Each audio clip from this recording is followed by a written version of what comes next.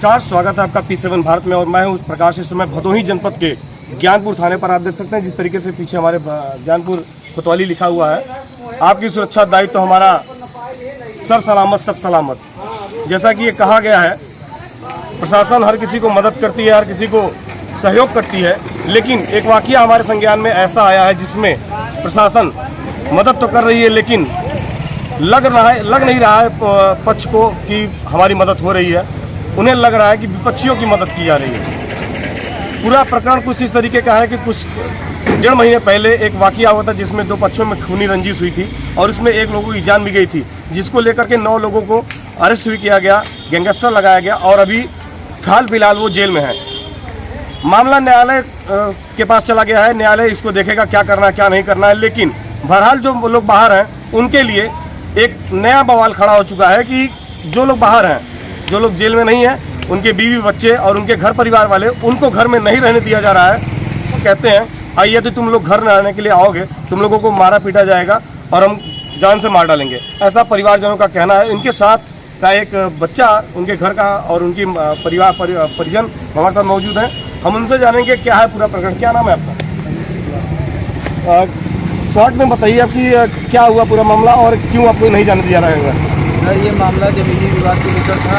इसमें ज़मीन को लेकर सर 2 पड़ोसियों में झगड़ा हुआ था। इसमें रास्ता को लेकर मेरे परिवार को बुजुर्ग को फंसाया गया और जिसमें सर मेरे परिवार को आपको घर क्यों नहीं जाना चाहिए? ये ऐसे मामला उठा के मेरे पिताजी सब घर के अंदर हैं और इसका नाजायज़ फायदा उठा के मेरी ज़मीन को कब्जा कर लिया जाए और मेरे घर में लूटपाट कर लें। आपको जब घर नहीं जाने दिया प्रशासन से आपने गुहार लगाई? कोई एक्शन रिएक्शन नहीं हुआ। हमको यानी प्रशासन द्वारा घर पे लेके जाया गया, लेकिन प्रशासन हटने के बाद विपक्षी पार्टी हमारे साथ गाली गलौज। अभी आप लोग कहाँ पे रह रहे हैं? क्या रोड पे रह रहे हैं या किसी रिश्तेदार के रह रहे हैं? हाँ, रोड पर ही रह रहे हैं। घर नहीं जा पा रहे? रिश्तेदार से भी नाता टूट चुका है। कितना दिन रहेंगे किसी के घर? अब ये मामला 1.5 महीने का हो गया। तो आप देख सकते हैं मेरे पीछे ये 2 महिलाएं खड़ी हैं, ये पूरी तरीके से बेघर हो चुकी हैं, बच्चा बेघर हो चुका है। ऐसे छोटे छोटे बच्चे कई सारे हैं इनके, वो भी घर में रहने लायक नहीं है क्योंकि उनको घर में नहीं रहने दिया जा रहा है। मारने पीटने की, जान से मारने की धमकी दी जा रही है। ऐसे में कौन घर में रहना चाहेगा? कहाँ घर है? क्या मामला है?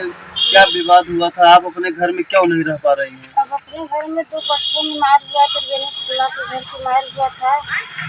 कितने दिन पहले हुआ था? अरे 1 महीना पहले हुआ था। फिर क्या? फिर क्या हुआ तो हम सब 9 लोग हमारे घर के बंद हैं, हम लोग भाग गए थे। जब रविवार को हम घर कितने दिन बाहर थे आप? बाहर हम 1 महीने थे। 1 महीने। 10 तारीख से निकले थे, 10 मई। क्यों आप डरे सहमे में थे? डर से हम निकले। हमारे छोटे छोटे बच्चे हैं, 5-6 बच्चे हैं, एक 5-6 महीना का बच्चा है, इसलिए हम वहाँ से भाग गए अपना जान बचाने के लिए।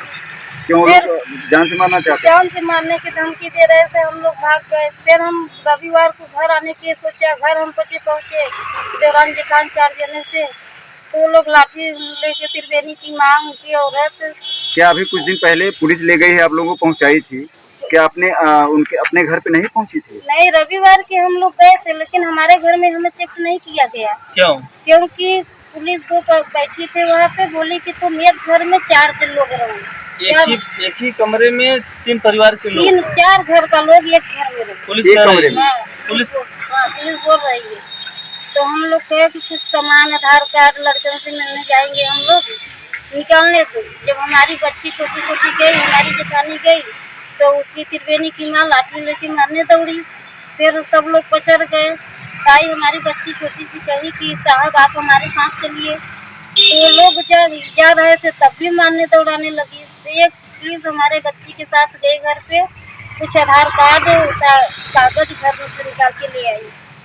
क्या चाहती हैं आप? हम उनकी चाची हैं। क्या चाहती हैं? हम ये चाहते हैं कि हम हमारे घर में शिफ्ट रहे अपने घर में। हमें उठा चाहिए कि सुरक्षा। 3 लोग, हमारे 2 जेठानी, हमारी सास और घर में घुट के मर रही है। क्या आपको लगता है आप सुरक्षित नहीं हैं? नहीं, हम सुरक्षित नहीं है वहाँ पे। हमारे बच्चा 6 महीना का है, एक है 8 साल की, एक है 6 साल की, एक 14 साल की बच्ची है, एक 12 साल की। मतलब घर में खाने पीने की व्यवस्था बिगड़ चुकी है? बिगड़ चुकी है। जब बाहर हम लोग निकले नहीं पाएंगे तो खाएंगे क्या करके? मतलब इसमें खाने पीने के भी लाले पड़ चुके हैं? हर चीज के। क्या नाम है?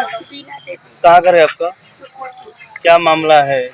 क्या चीजें 2 पक्षों के बीच में मारपीट हुई उसी में हमारे परिवार को फंसा दिया गया। सर हम घर में रहने के लिए नहीं पा रहे, हमारे पास तो 3 बच्चे हैं, न दूध मिल रहा न कुछ मिल रहा। सर हम सब जा रहे हैं। कितने दिन से परेशान हैं आप?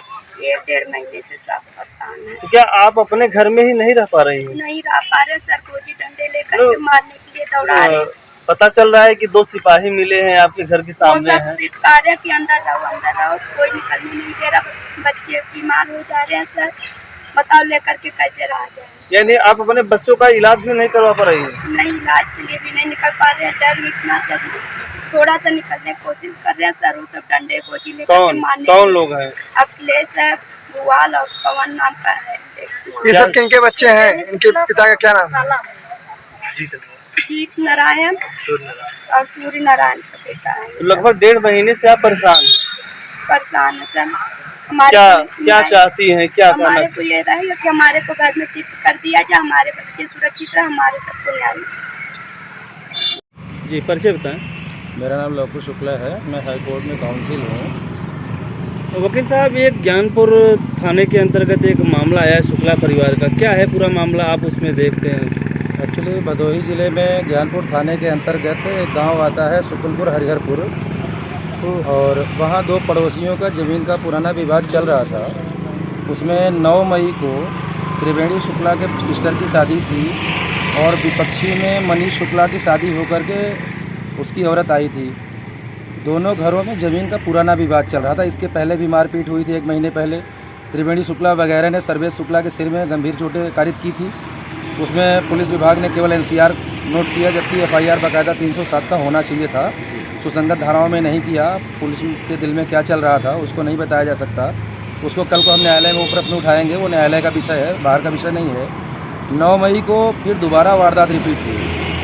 अगर 9 मई के पहले वाले वारदात में बाकायदा NCR न नोट करके सुसंगत धाराओं में नोट करके उनको जेल भेज दिया गया होता एक पक्ष को, ये वारदात दोबारा ना होती। फिलहाल 2 वारदात हुई, उसमें घटना हुई, चोटें कारित हुई 2 लोगों के ऊपर, त्रिवेणी शुक्ला एवं उसके एक भाई के ऊपर, जिनका नाम मुझे नहीं मालूम है अभी क्या था। त्रिवेणी शुक्ला की मृत्यु उपचार के दौरान उपचारीय लापरवाही या किसी चोट के घोर उपहति के कारण, जो भी कारण रहा हो वो भी अभी अंधेरे में है, न्यायालय इस पर विचारण करेगी। उनको चोट आई, धाराएं बढ़ा दी गई 307 से 302 और 325। बाद में पुलिस को जो भी सूझा हो, जैसा भी लगा हो, पुलिस ने 9 लोगों पे गैंगस्टर की धारा लगा रखी है। गैंगस्टर की कार्रवाई भी हो गई, पुलिस ने रिमांड पे भी लिया उनको, कोर्ट ने आदेश दिया और 9 के 9 आरोपी जेल में है, जिसमें 4 लोगों को पुलिस ने गिरफ्तार किया था। बाकी 5 लोगों ने बाकायदा अपने इच्छा से आत्मसमर्पण किया है। कोर्ट मामला ये है कि 9 लोग तो गिरफ्तार हो चुके हैं, चाहे अपने समर्पण किए हो, चाहे उनकी गिरफ्तारी हुई हो, लेकिन उनके जो घर की महिलाएं हैं और परिजन है, बच्चे हैं, पता चल रहा है कि वो अपने घर में ही नहीं रह पा रहे हैं। हाँ, ये मामला हमारे प्रकाश में भी आया था। मैंने SP ज्ञानपुर से बात किया, बाकायदा मुलाकात किया। उन्होंने कहा कि आप थाने को सूचना देकर के परिवार को शिफ्ट करिए, सुरक्षा की जिम्मेदारी मेरी है, आप परेशान मत होइए। हमने वैसा किया। संडे को हम स्वयं मौके पे गए थे। विपक्षी का घर चूँकि एकदम जस्ट सामने है, विपक्ष की तरफ से एक अखिलेश शुक्ला नाम का व्यक्ति है, जो कि हमें लगता है मृतक का भाई है, कंफर्म तो नॉलेज हमको नहीं है उसके बारे में।